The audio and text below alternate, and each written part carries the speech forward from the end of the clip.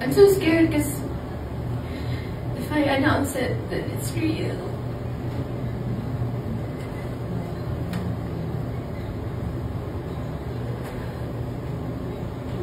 Yeah, Rico and I are over.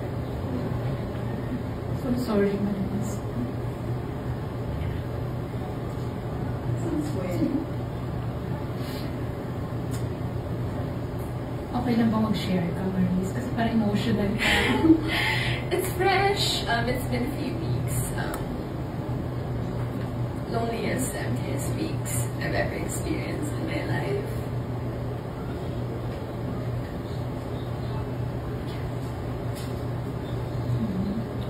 So, I know, may ginagdadaanan ka nga. Pero paano ka nagko-cope up ngayon? Nanonood lang ako ng Bluey.